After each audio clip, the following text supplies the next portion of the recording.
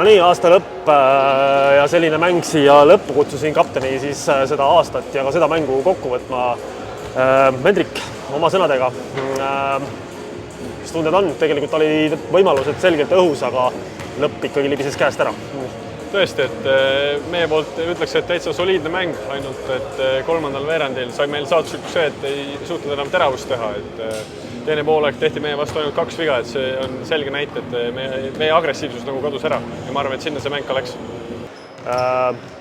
See aasta lõpp on tõenäoliselt paslik küsida siis, mida arvad hooajast kui sellisest, et aasta lõpp on käes ja uude aastasse oleme minemas kindlasti uute mõtetega, aga aasta siiamaani, mis sinu mõtted, tunded?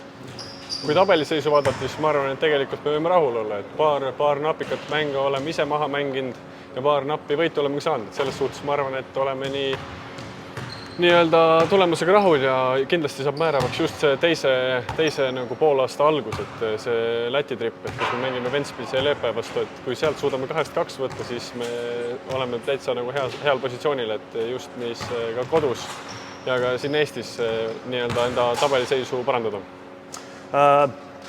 Kaptenina, kuidas tunned, et siit kõrvaltvaadates tundub, et meeskonnas seda võitlusvaimu ja seda sisu nagu justkui on, et me nagu ikkagi hoiame hammastega kinni igast vastasest ja seda nii-öelda üks püssinurka viskamise nagu momentumit ei ole kunagi nagu täheldanud viimasel ajal küll, et väga hea ja tummine võitlus käib lõpuni alati. Ja ma olen ka sellega päri, et kõik mehed annavad alati nii treeningutel kui mängudel maksimumi, nii palju kui neil parasjagu sees on.